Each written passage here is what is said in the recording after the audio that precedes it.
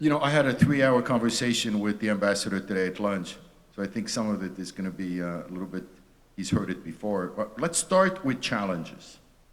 There are several challenges. I'm going to home in on a couple. I'm going to start with the challenge of the last 10 months of President Obama's tenure in the White House. Do you see that as a challenge? What kind of thing can we expect that might be detrimental to Israel? Yes, thank you, David. Well, I thought when we speak about challenges and opportunities, the division of labor is you speak about the challenges, I speak about the opportunities. Okay. I could do that. So you throw it at me. No. It's, well, 10 months, yeah, of this administration. I would say I have two major concerns for the remainder time of this administration. One is the MOU. The MOU is the understanding that was almost ready to be signed before the Iran deal was on the table, which takes care of the defense relations between Israel and the United States, a defense cooperation. What was on the table before the deal was signed is not anymore, and that's very unfortunate. Because the sign, in order to keep Iranians at bay, and we see how brazen they are already with their violation of all the international norms, agreements, Security Council resolutions, firing up all of a sudden these long-range missiles, increasing and giving and saying it out loud proudly that they're going to give money and encourage Palestinian terrorists to kill Jews. You know, they promised $7,000 for anyone who would step, $25,000 to the family and all that. So they feel very strong now, very secure. They have a lot of money now that is coming. The sanctions are out. And unfortunately, they keep building their military machine. The understanding was, I mean, of course, Israel was not against the deal. We were against a bad deal. We thought the deal was a time of the essence, but the Iranians needed the deal more than the international community. But it didn't seem like that when you were at the negotiation table. Iranians were the ones dictating the rules and calling the shots. In any case, in order to compensate for this, the understanding was that Israel would upgrade its capabilities in terms of defense and deterrent. Right now, the MOU that the Obama administration offers does not meet all these challenges. And we have to understand, David, that the defense relations, the $3 billion defense assistance from the United States, it's not a dole. It's an investment in American national security. And we are the only ally of the United States which is getting such a small amount, and the returns are 10 times, if not higher. You know, if you look at any other ally of the United States in the world, whether it's South Korea, you have 28,000 GIs there on a permanent basis. You know how much that costs a year? About $18–20 billion a year. You have American GIs in Okinawa, in Japan, in NATO, you know, Stuttgart, the Naples. So it's not as if they're doing us a favor. Well, yeah, I would say it's a two-way street. It's a two-way street. I think because of this cooperation, many American lives are being saved. This cooperation helps also in a strategic way to stabilize the region. I think that Israel, in many ways, it's a laboratory for counterterrorism. I mean, we are the state of the art in terms of counterterror, intelligence, and many things else. So we have that. Right. So before we go there, would it make sense for Bibi to run out the clock?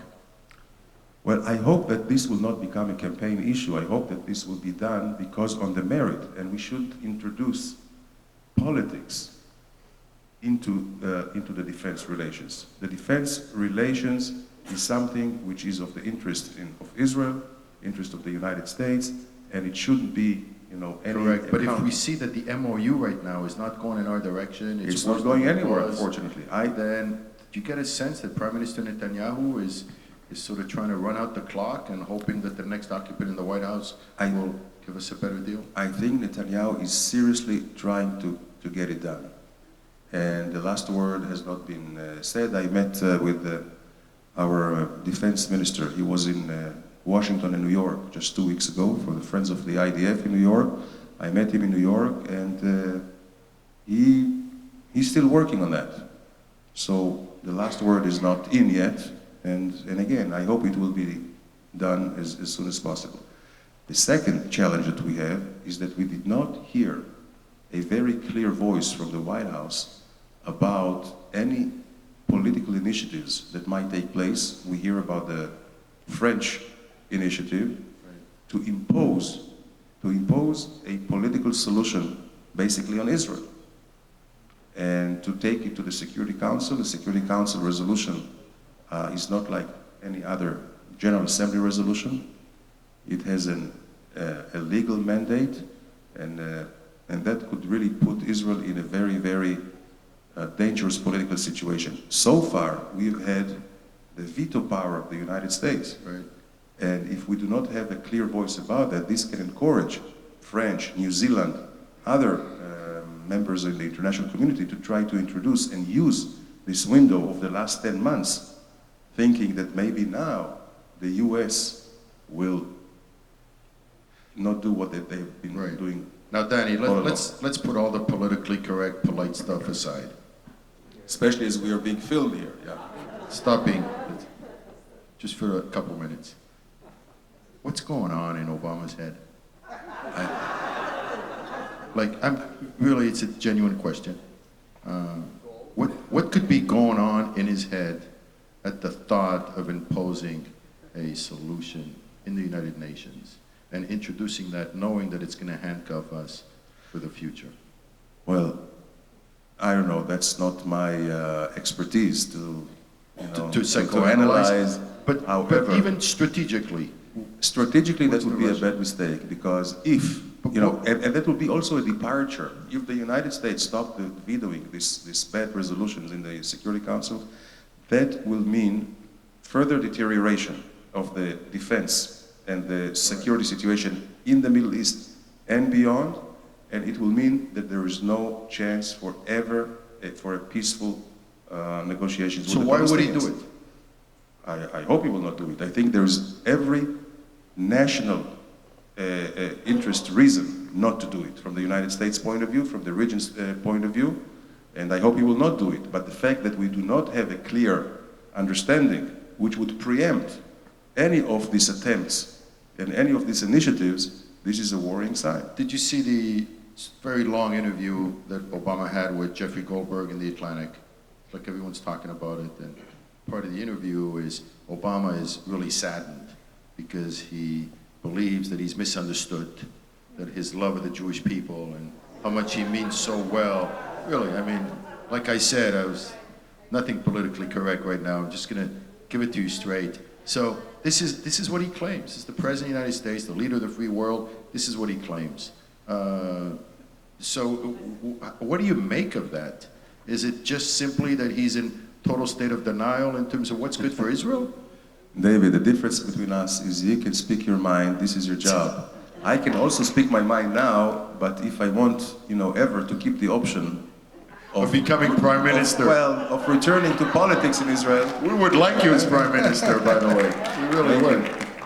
Yeah. In any case, so I don't want to speak about him in person, especially as he is on his way out.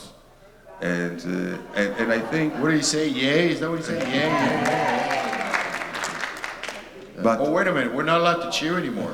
Do you hear that? It's a new rule. Yeah. It used to be you can't heckle, you can't boo. Now Jews can't cheer. Good luck trying to tell Jews not to open their mouths. I think there was a complete misunderstanding of what are the moving parts that make policies in the Middle East.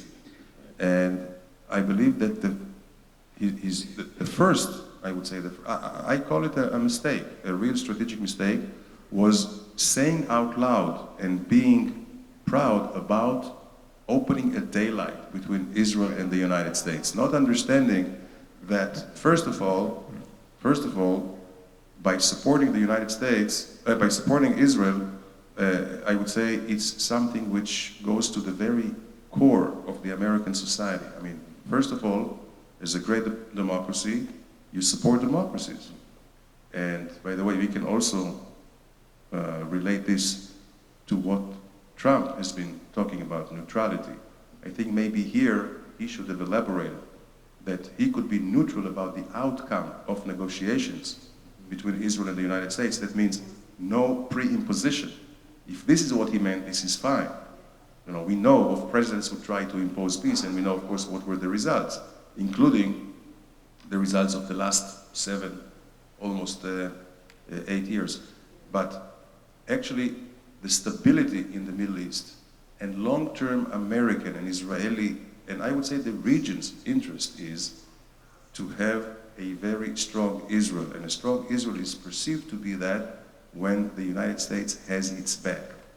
That prevented many, many wars and many, many terror waves. By opening this daylight, we see how the Middle East looks now. One of the things that I found tremendously disappointing with President Obama is not just the problem of putting daylight with Israel, but putting daylight between him and humanitarian issues. So as you saw this just decrepit oppression that was going on toward the Middle East, at no point did he ever have the chutzpah or the sechel to say that the Middle East needed to become more like Israel. When you saw poets being jailed, and you saw gays being hung, and you saw women being stoned all over the Middle East, it was just so disappointing that the idea of human rights never came into his thinking, especially in terms of how he got elected by this perception of being so humanitarianly conscious. And I think so it just goes beyond just the personal relationship between America and Israel. It just goes in the fact that Israel is really the light unto the Middle East. And that never came up, ever, in President Obama's consciousness. I would say that there are two really seminal points in the last 8 years. The one was early 09, spring of 09, when the Iranian people mustered the courage to go against the Ayatollahs. You know, the Ayatollahs are it's a very barbaric, ruthless rule with the Basij, their police state and everything. What was called the Green Revolution. Iranian students, young generation, came into the street in the millions. And everybody was thinking, wow, this could be a great opportunity to do away with change. Yes, with this very repressive regime. You see, if I just take a little bit detour.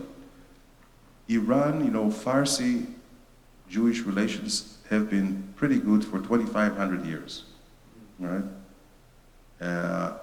Only from 1979 we see this animosity where the Islamic Revolution took over. This is still anomaly.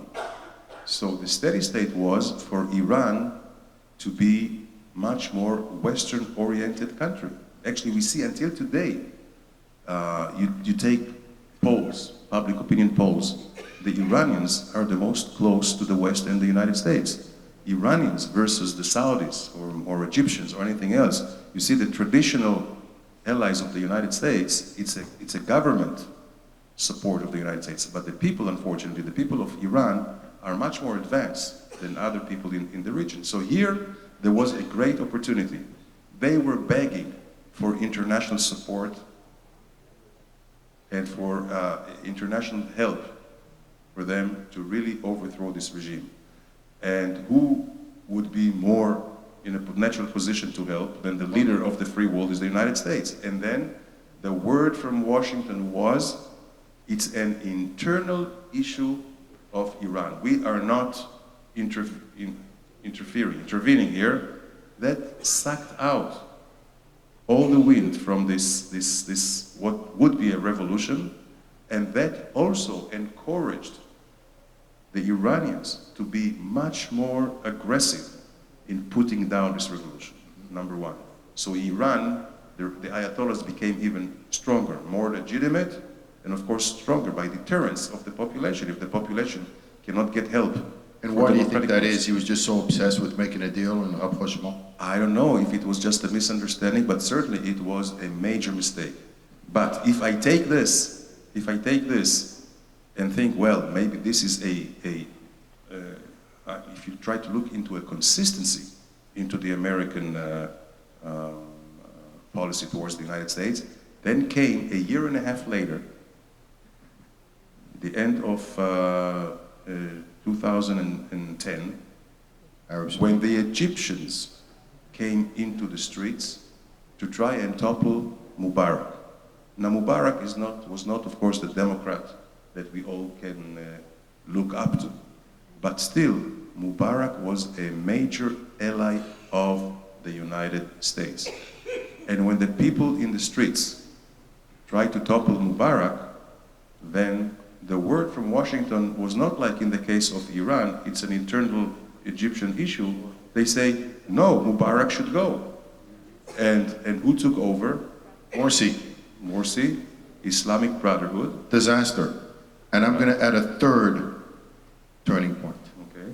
which is a year later, when they had the largest public demonstration in human history, that 14 million Egyptians that came out into the street because they realized, as bad as Mubarak was, Right. Morsi was a disaster. He put the Quran ahead of nationalism. He had complete disregard for the fact that this was a 3,000-year-old culture and that Egyptians are Egyptians at heart. And he started introducing a Sharia law into Egypt, and the people, they realized, my God, this is a disaster. And I remember covering that at Jewish Journal and thinking, I wonder which way Obama's going to go. and ironically, he was like defending the Islamist regime of Morsi. So I found that equally important to those first two turning points. I remember at that time I was in office, and I had quite a few conversations with the Secretary of State and others in the State Department, and they were trying to tell us, Israel, well, you're on the wrong side of history. And they, and I think the misconception was at the time that the Muslim Brotherhood, I think, I'm trying to give them the benefit of the doubt, that this was something of a grand strategy. They thought that the Muslim Brotherhood is part of the solution, not part of the problem. They thought that there is a real difference between the Muslim Brotherhood and Al-Qaeda and ISIS. Well, there isn't. There isn't. They thought if the Muslim Brotherhood will take over Egypt, once they are in a position of power, they will become more responsible and stop terrorism. And this is why they supported Morsi. What did he do? The first thing he got into office, the first thing he did was making a phone call to Ahmadinejad, which was then the president of Iran, trying to reestablish strategic relations between Egypt and Iran, which was then, still now, I think, a mortal enemy of the United States. Then, of course, all the human rights abuses, it started closing churches, arresting Christians, arresting journalists, all these things. And then, when the Egyptians understood that this is a bad deal, and the military took over, also the US was maybe the last one to recognize the legitimacy, or at least to recognize the new regime. And they stopped funding. And they stopped funding it, and here, I remember, in quite frustration, talking to State Department officials telling them, you have to understand the reality, especially in Egypt, in the Middle East, but especially in Egypt. In Egypt, the choice, the alternative, is not a Jeffersonian democracy or a military regime. It is terrorism versus stability. This is what you have to think. And this is, I think, the statecraft is about finding the right alternative. Sometimes it's the lesser of two evils. On the subject of Islamism, we're all in tune with the danger of Islamism throughout the world. I want to talk to you. You live in Israel. We hear occasionally reports of Islamism in Israel itself. There's a little group in the north, and we get scattered reports on that. It's the kind of news where we sort of don't want to hear it. But you live there. You know as well as anyone. Talk to us. How serious is the threat? Well, David, you've seen the country. Israel is, I would say, more democracy than a democracy. You know, we are an open society, pluralistic society, and really with the best freedom of expression, freedom of religion, freedom of press, and whatever. The U.S. Senate would not accept senators that do what Arab members of parliament do in Israel. Absolutely. I don't think that you would accept here any congressman or any senator who would go on the floor of the Senate and accuse the United States of being a criminal state, a not legitimate state, who would go and meet with leaders of Al-Qaeda and who would call for sanctions or hurting the United States' interest. In Israel, it happens. Yeah. Right. Why? That's a good question. That's a good question. But also, by the way, when we talk about the BDS and delegitimization, a lot of the BDS starts in Israel by this Arabs member of Knesset, and by self-criticism, which is some of it is legitimate, some of it is not legitimate, but the BDS movement and many misguided in the West, actually instead of appreciating and instead of really commending the democratic conduct of Israel, they use it against it. Correct, correct. Now go back to the point on Islamism in Israel. Yeah. Is that a serious threat, growing threat? I would say it's a serious threat as it is all over the world. And I think here political or correctness is really missing the point, because we must understand, and of course it's not against Islam, but we live in a world, right? Certainly not all Muslims are terrorists, but today all terrorists are Muslims. So you know that there is some pathology there. And my issue with the Islam is, you know, it's not with the radical Islam. You cannot reason with them. You know, for them it's do or die. You know, they get their message from Allah. They attack us not because of our policies, not because of what we do, but because of who we are. But where is the rest of Islam? Why isn't there more condemnation? Why don't we see really... Yeah. We don't see any Islamic leaders, not political leaders, not clergy, Islamic clergy of significance, who would go against it. There was this attack in Brussels just last week.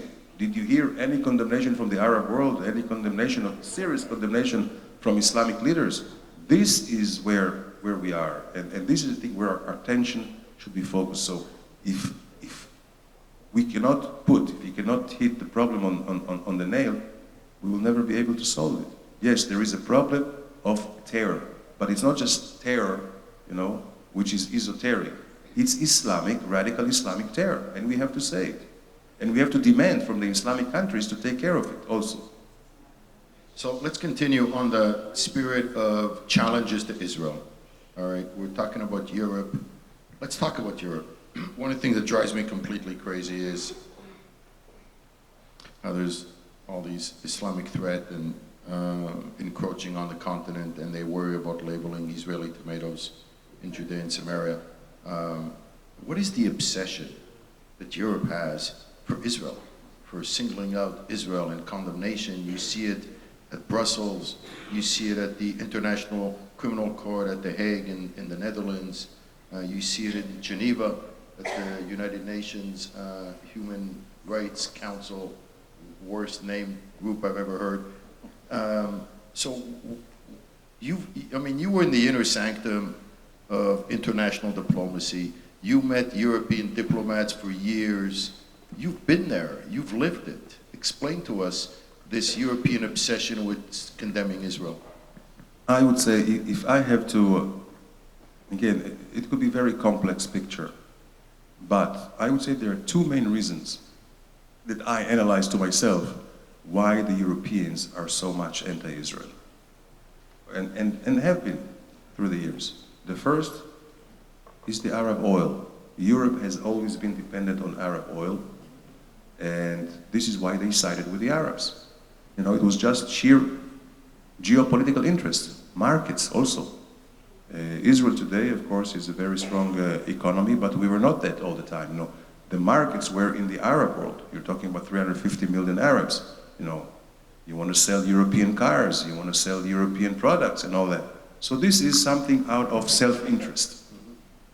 But there is another thing, Hitch, where the thing goes down into the I would say, psychopolitics. I think the Europeans have really a chip on their shoulder when they come to Israel, and that is still that there is this, they have to overcome this deep guilt feeling from the Holocaust. You know, Europe is the largest gravesite of Jews. And I believe that by condemning Israel, they're trying to put themselves on the same moral equivalence as Israel. We're not the only ones that are bad towards other peoples. Look what you're doing to the Palestinians. So in a way, you know, you are just like us. So I think there is a lot in this, there is deep-rooted, and this is something that I get when I talk to Europeans, when, you know, after they have a few bottles of wine. I mean, you would think that the guilt of the Holocaust would create more sympathy for Israel. Right, but it's right. And in the initial years, this was the case. But now it's kind of backfiring. Uh-huh. It doesn't go as far back as killing Jesus, you think? Maybe, but you know what, if you scratch a little bit, sometimes you find a lot of anti-Semitism in places that you wouldn't believe, unfortunately. But also there is another point, David, which is very important. And that is today it has become a political norm in Europe to bash Israel. Why? Because where are the votes in Europe? The Islamization of Europe is such that politicians in Europe, in order to get elected in some districts, have to pander to the Islam and to the Arabs and to the Palestinians. Mm-hmm. So this is also a major reason now that Europe is turning against Israel, because of the demographic change of Europe. Okay, so we're still in the era challenges. Don't worry, the good news is right around the corner. But I promise you it's going to taste really good.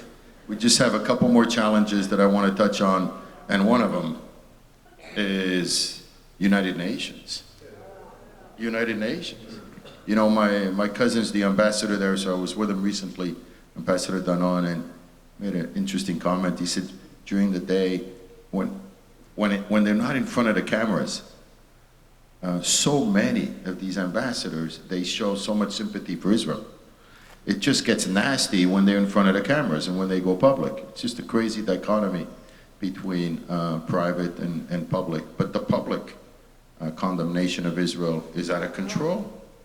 It's just mixed. Yes. Well, the United Nations has become a rubber stamp for the Palestinians and for the Arab League.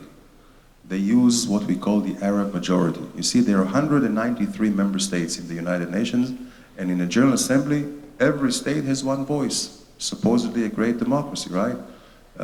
State like a country like China with 1.5 billion, and a small island like Nauru with 16,000 people have the same vote in the General Assembly.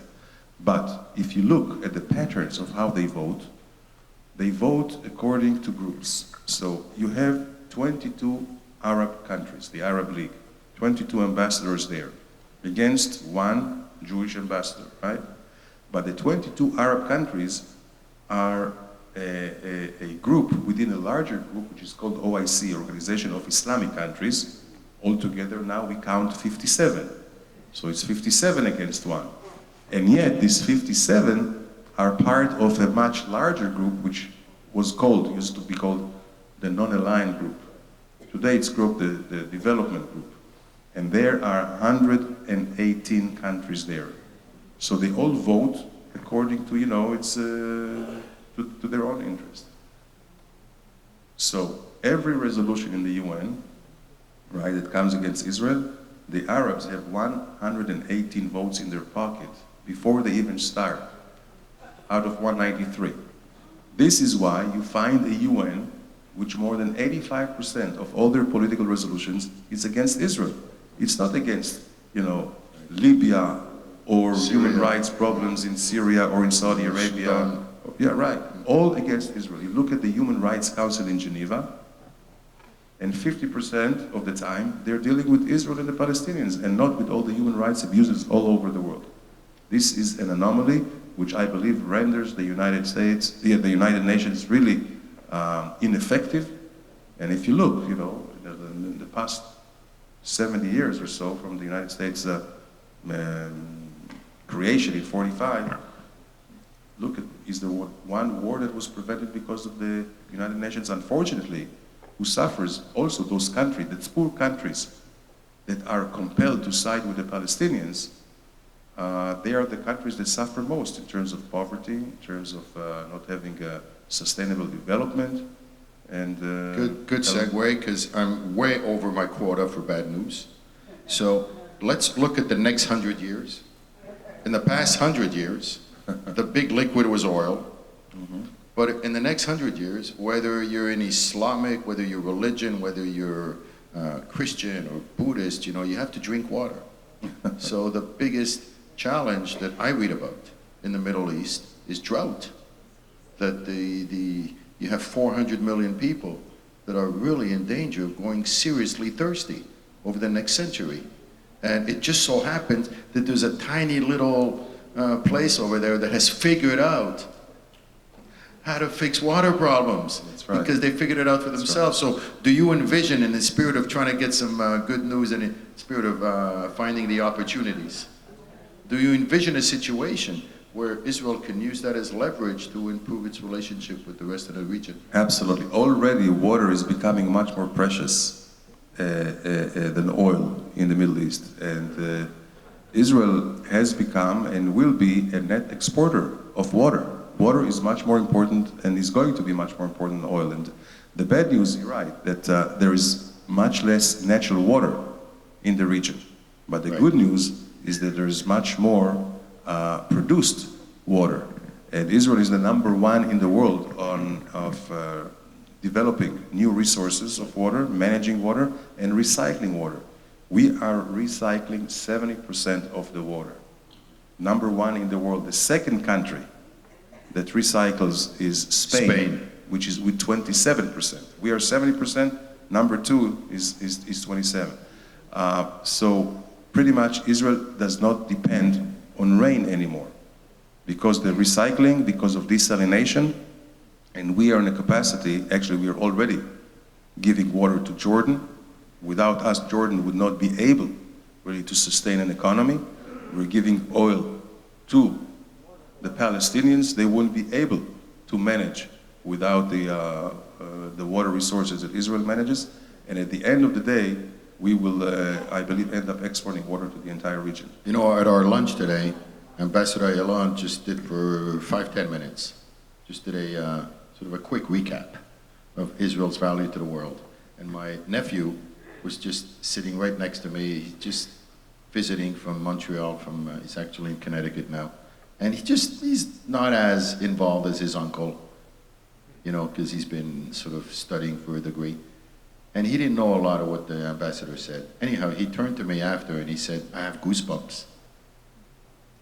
Because the way you said it today, you took like the biggest issues in the world.